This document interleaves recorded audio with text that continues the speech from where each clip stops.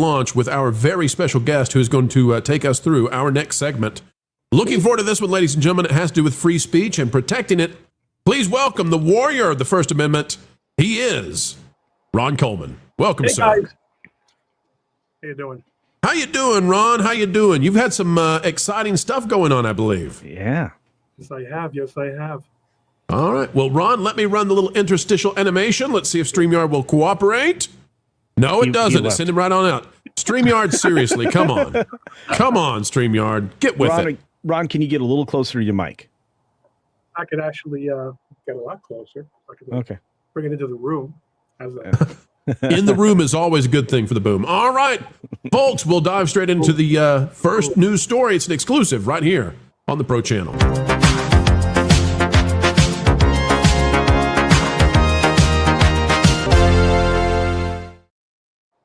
All right, ladies and gentlemen, take a look at this. On behalf of our clients, 4chan and Kiwi Farms, the law firms of Byrne and Storm, and the Coleman law firm, wonder whose that is, have today filed a federal lawsuit against the United Kingdom Office of Communications, also known as Ofcom, in D.C. federal court. Preston Byrnes of Byrne and Storm, counsel for the plaintiffs, said, American citizens do not surrender our constitutional rights just because Ofcom sends us an email. In the face of these unlawful foreign demands, our clients have bravely chosen to assert their constitutional rights. The United Kingdom Online Safety Act is a brazen attempt by a foreign country to hobble American competitiveness and suffocate American freedom by exporting the UK's censorship laws to our shores. If foreign countries feel like bullying Americans, that is their prerogative. The First Amendment bar is prepared to hail any foreign censor into federal court at any time to defend any American. Ron Coleman, I think I know that guy, that's you, says, with this action, our clients defend the free speech rights of every American. Foreign interference of the type seen in this case is precisely what the First Amendment is meant to protect against. We have asked the court to confirm that Ofcom has no authority to impose or enforce unconstitutional United Kingdom laws on American soil. And folks can see the filing right there. Ron, walk us through what you've been doing. The 4chan deal is becoming a big deal. And you may have to clarify, too, what the heck is Kiwi Farms? Well, let me answer the second question first. Kiwi Farms is one of the most horrible websites on the internet, not counting, dark web stuff. It's basically it's a bulletin board, and they just trash people. They just destroy people. And internet figures who rise to the level of their attention have their own pages. And, I think it's all anonymous people. And it represents really the worst of anonymity, of the advantages of anonymity on the internet. But be that as it may, even if there might very well be an argument for censorship, but whatever that argument is, it's not going to be decided by the United Kingdom Office of Communications with respect to an American outlet, an American, so American website. Walk us through the mechanics of this, because you're an expert here. We're not. We don't know how this engine runs. The United Kingdom government is going after a U.S. company. I didn't know, and many people out there might not have known, that you can sue or you can file a lawsuit against an agency within the United Kingdom or any other foreign government. How does that work? Sometimes it works and sometimes it doesn't. So there are a couple of things. One of them is that there are exceptions to the general rule of foreign sovereign immunity. And as judges love to say when providing no guidance to lawyers whatsoever, it's decided on a case-by-case basis. All things being equal, a sovereign instrumentality, it's called, is usually treated the same way as a sovereign itself and is immune from suit. But there are exceptions, and we have drafted the complaint in a way that we hope will qualify for one of those exceptions. But there are also procedural issues here. The first two counts that we've asked the court to address involve service of process. They purported to serve Kiwi Farms and 4chan by sending emails to people. Now, under U.S. law, that does not constitute service sufficient to bring them into the jurisdiction of any court. Now, of course, regulatory authorities of a foreign country may well say, well, we don't purport to be bringing you into, you don't have to follow Rule 4 of the Federal Rules of Civil Procedure, which governs service and process, because we're not trying to sue you. We're just imposing a fine on you. Oh, that's all you're doing? You're just imposing a fine on me? Right. Well, fine then. That's okay. Good then. Just a fine. Ron, so this seems to me to be broader, though, than just 4chan. And the reason for that is if this works, if the United Kingdom gets away with this one, and people can say, well, I don't like 4chan or I don't like Kiwi or whatever, I don't care, okay? Yeah. That's superfluous at the moment, because what we're looking at is, would this have a stifling effect? Would this have a dampening, silencing impact on the other social media platforms out there? And even like YouTube, for example, you would see, I think, some of these companies decide, well, we preemptively want to do whatever it is that helps us stay in the United Kingdom without being in trouble. So I actually think this is a major entertainment and First Amendment issue that you're taking on. Do you see it that way? I absolutely do, and so does my partner in constitutional liberty, Preston Byrne. It is a very common strategy in this kind of situation to go after the weakest and least supported parties, and that's why during the dark days of online censorship, the Twitter bannings and all that sort of thing, they would ban people who no respectable person would want to defend. And what was remarkable was just how sort of shameless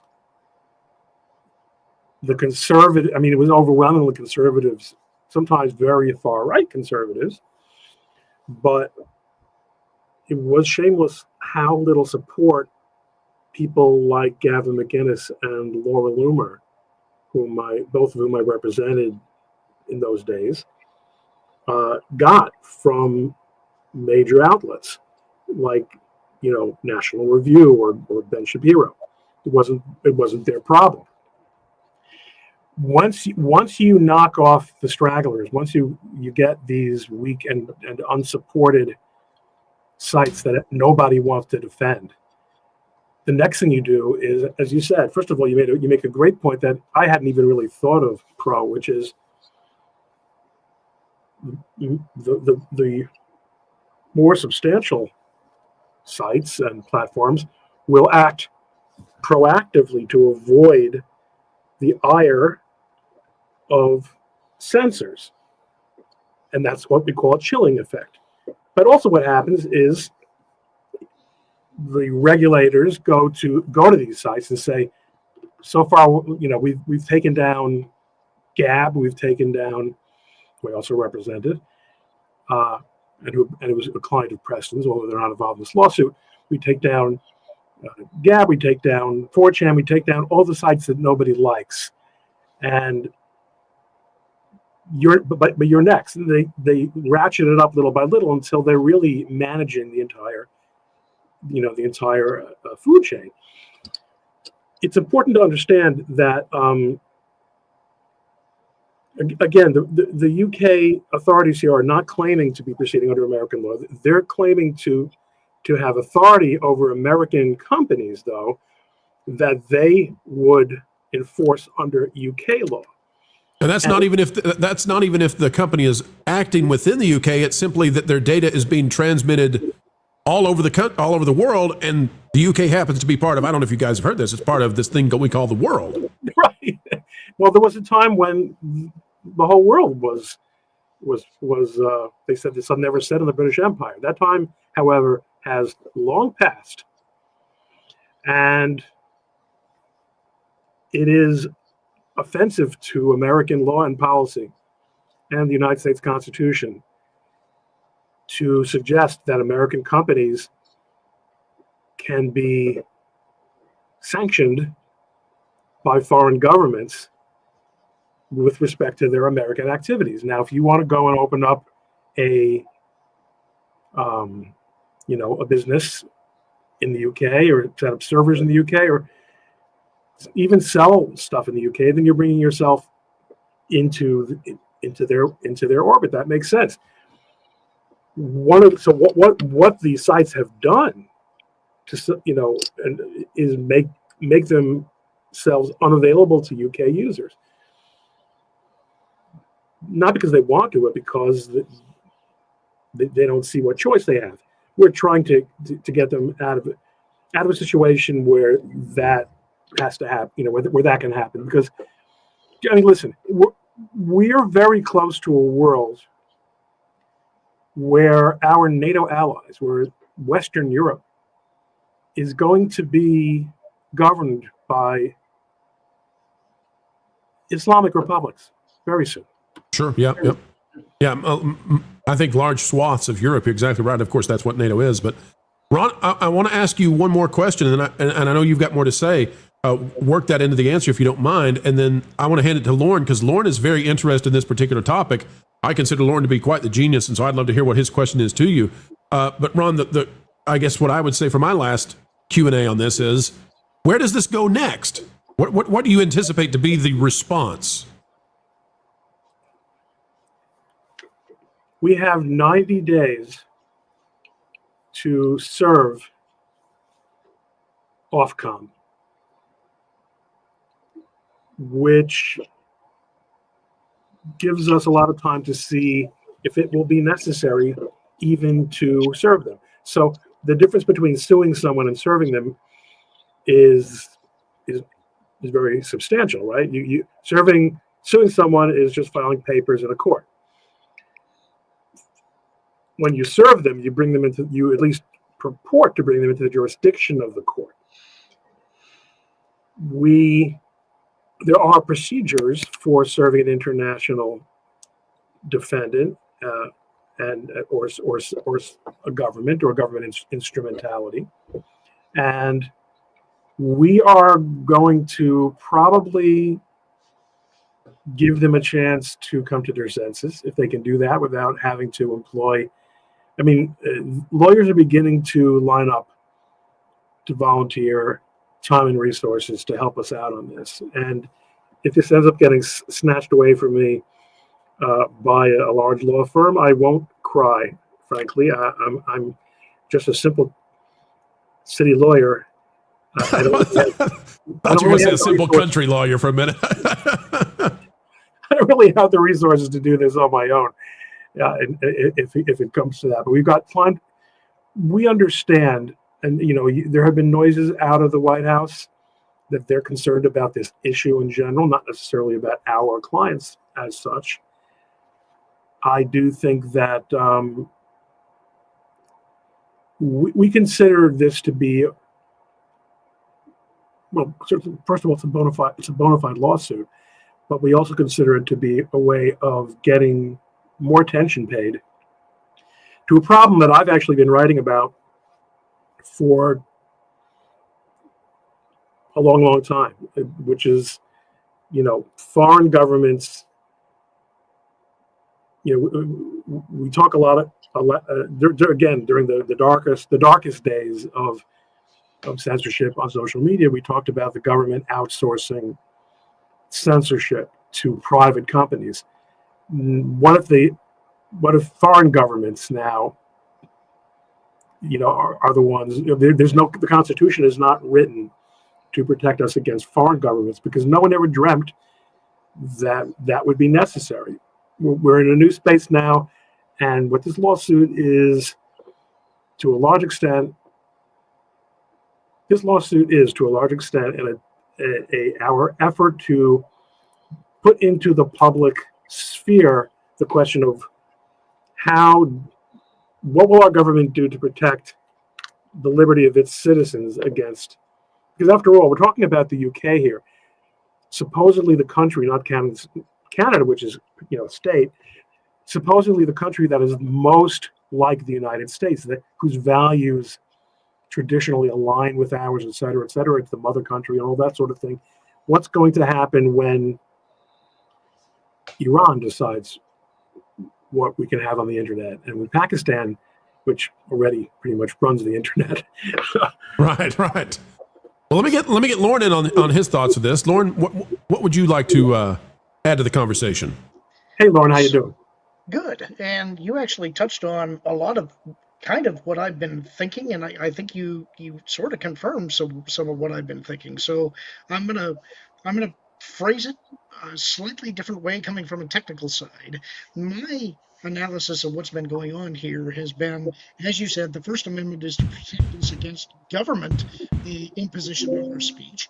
That's not what's happening here. What's happening is a foreign government is targeting the soft underbelly of tech, because tech wants to operate on a global basis.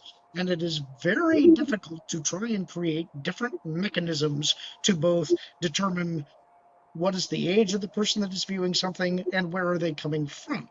And so what they're trying to do is broadly suggest that we're going to impose a fine on you because you're operating within our jurisdiction. Doesn't really matter where you're based.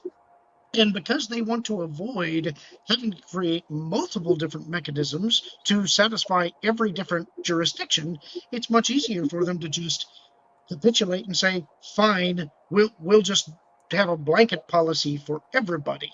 So it seems to me the way that you combat this has to be at the federal level with something like a tariff to say, all right, if you don't like what we're doing with speech, perhaps we'll hit you at your uncomfortable underbelly and see how you like it. Lauren, this is never going to work. The current administration is not in favor of tariffs. We've been over this 15 times on the channel. That's a policy question that is above my pay grade, which is not a particularly difficult place to find yourself. But there are all kinds. Listen, the United States is the global hegemon. There are lots of things we can do.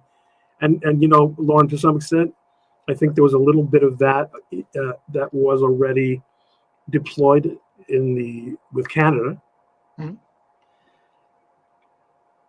There are all kinds of diplomatic solutions, and I think, I don't think it is going to be a particularly humiliating thing for the Europeans, and especially the feckless UK government, to climb down a bit and say, all right, listen, we really can't control foreign actors. If there's going to be censorship in our country, we'll have to impose it here, and there are technical means for them to do that.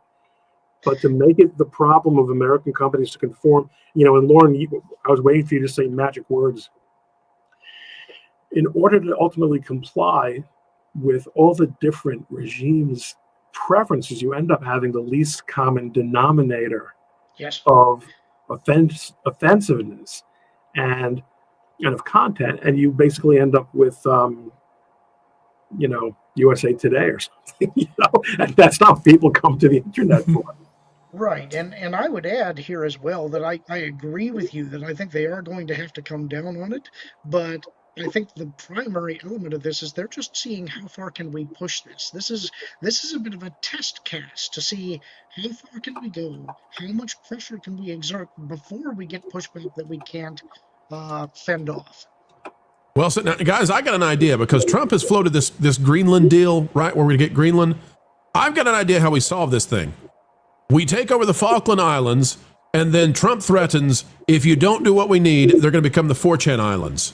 Deal with that, England. That'll be a great situation for you. Panel, anybody else want to hop in on this one? You're welcome to ask Ron any questions you have.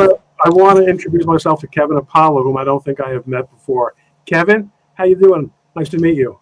Yeah, great to meet you. I'm really glad to be here when you're on. Big fan. Thank you very much. I really appreciate that. Yeah, I love how you mentioned, I believe in the lawsuit actually, that I think X was a victim of this at one point. I believe what the green streaming platform that we can't talk about was also a victim of this kind of censorship from these various territories, especially in Europe and so forth. What's to stop Europe from just saying, you know what, this is like another import, right? If you want to go ahead and import, export a car or whatever, and we don't allow those to be sold in here. It's just tough. What would you say to that, and how this is maybe different than that? Culture, you seem like you're straining at the bit there. No. I was going to ask you a question too, and then I was going to interrupt Vash and be rude. I don't want to be rude. But in all fairness, Culture was going to ask a question related to something completely different that he didn't want to have to pay an attorney's bill for. He just knows you're on the spot here. Well, I think I'm basically seeing, like looking at the chat, they're having a completely different conversation there. So why not? They want to talk about Northern Ireland. That's what I see out there. They want to talk about Northern Ireland and all. I want to go broader in Europe, like Vash was doing, because I think there is the distinct chance that we're going to have to maybe determine, is it a possibility we use trade deals as a leverage point for free speech? It is, but look, if I were making the policy, okay, notwithstanding what I said before about my pay grade, I've never been shy about exceeding my pay grade, actually, Right. when it comes to suggestions. I would try to keep it away from that. I don't like that, because I think American policy needs to be that free speech in America is non-negotiable. It's not something we're going to trade like Hondas and Cadillacs. It's not a commodity. It is the foundation, for better or for worse. I mean, we there are, every time I want to say there are costs that we bear for having this absolute free-for-all with free expression. Then I look at what's going on in the UK, and what a shit show. I mean, how could, and Australia, I mean, these are countries that in a very short time have taken such an incredible U-turn on free expression. So, I don't really think there's any other way to do it. So, I mean, I can see why that would be a temptation, but I think that as the hegemon, we ought to be doctrinaire about this. And again, you can set up whatever firewalls. If you want to be North Korea and prevent your people from getting stuff accepted that you approve of, then do it that way, okay? But don't tell our businesses how to conduct their affairs. That's the attitude, or that's the approach I think we should be. Kevin, hop in here and tell Ron about the campaign you've been doing, sending small battle axes to kids in Scotland. I don't think we can talk about that on YouTube. He meant, of course, rubber play battle axes. That's right. I'm already on enough list as it is. I was going to say, I think that the United States taking our free speech is the non-negotiable is the actual firewall. When you look at what's going on all across Europe, it seems like there's just intent to become as dystopian as humanly possible, as fast as possible. And we saw the seeds of this being planted long before what happened during the dark times. If you see these small, like you said, these small, tiny attacks, it's well, we're going to debank here, or you're not allowed to do this here, or this content's banned here, or we only put out content that speaks to these people here. It's almost like it's a death by 1,000 cuts. And what I love about what you're doing here is, frankly, you're one of the few brazen voices saying no. There's got to be you got to stop. There's a line that we're not going to cross. So so thank you for what you're doing, because you're welcome. Thank you for your support. Yeah, Lauren, I spent a good 2.5 hours discussing this about 2 weeks ago, and it's incredible. The thing that frustrates me is that I wish that especially in the States here, I wish more leaders would stand up and be unafraid to say, hey, no, free speech is a non-negotiable. You guys have to get on board with us, because frankly, although we're the only place that has it enshrined, on the founding documents, but if you can't speak freely, you can't. There's no such thing as growth. There's no such thing as perspective. It's the ultimate power grab. 100%. It really goes to so much, and I mean, really, there's even an argument to some extent. I think this is something that Preston really wanted to get across in the complaint. This is an attack, not just on our values, our culture, values of free speech, but it's an economic and competitiveness attack. This is what we do. This is why America is what it is. Again, plus, minus, and in between. That freedom, that creativity, that flexibility, if you're going to choke it off on your shoreline. Leave our guys out of it.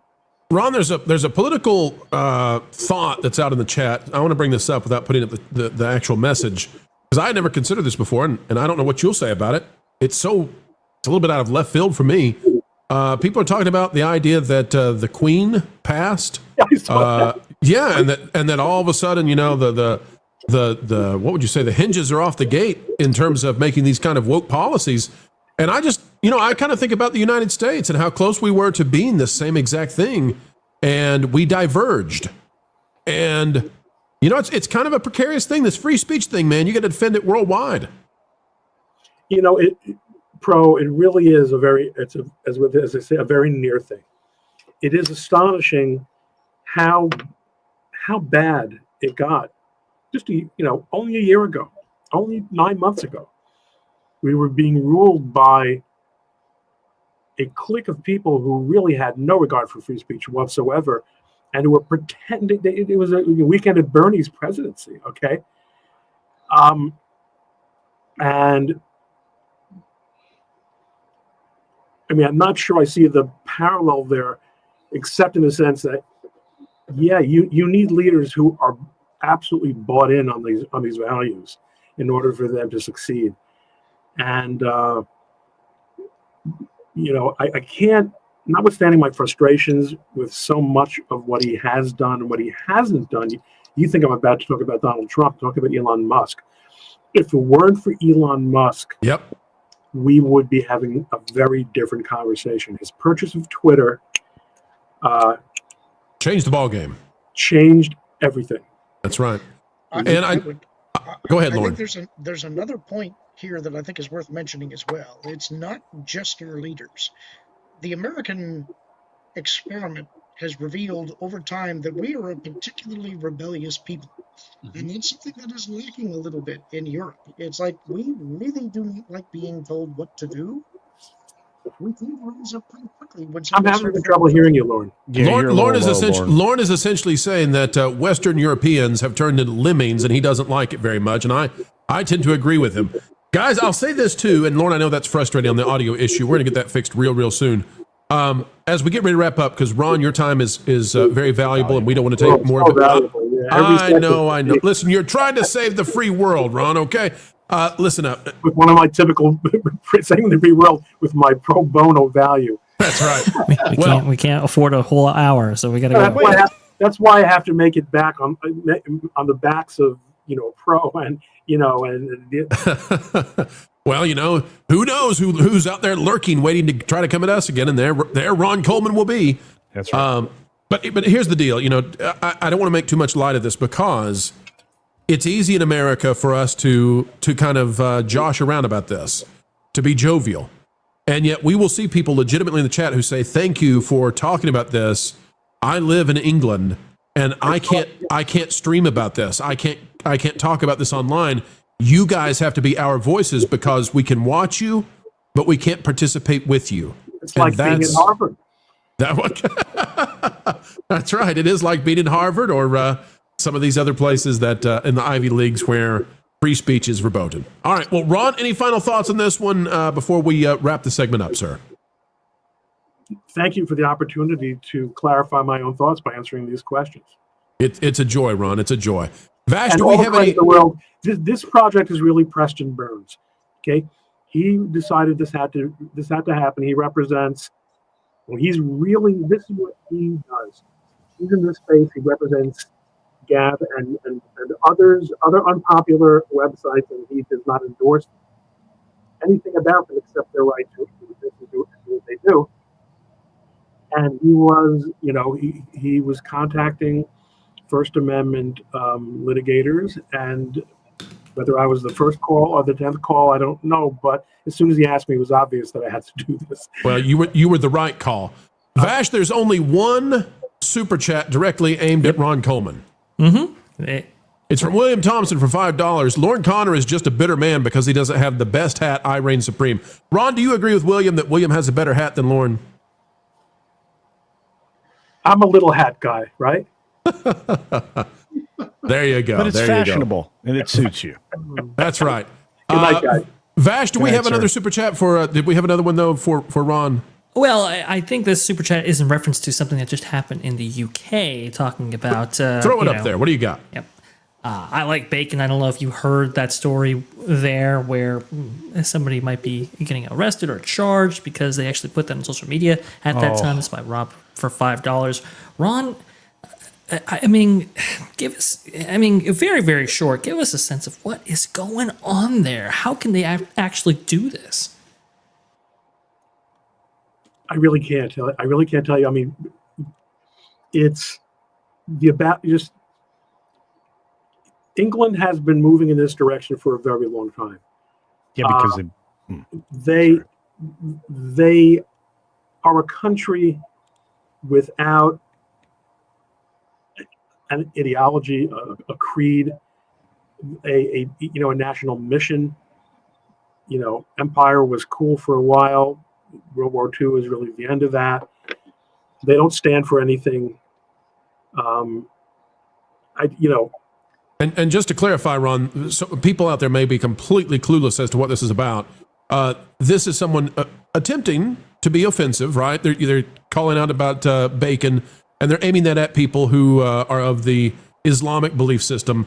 There are various religions which have different thoughts about culinary concepts. Right. We Jews don't eat bacon, but we're not offended by bacon. Right. And if I wanted to wear a suit made of bacon, I could. But Muslims, they take their disdain for bacon very seriously. Will someone please save that quote for Ron Coleman? In the history of Ron Coleman quotes, if I want to wear a suit of bacon, I can. Out of context, so nobody knows why it was said. It was said. Ron Coleman, thank you for being here tonight. It's a pleasure, sir. As always, an incredible simulation of reality. Good. See you guys. See you. Thank you, sir.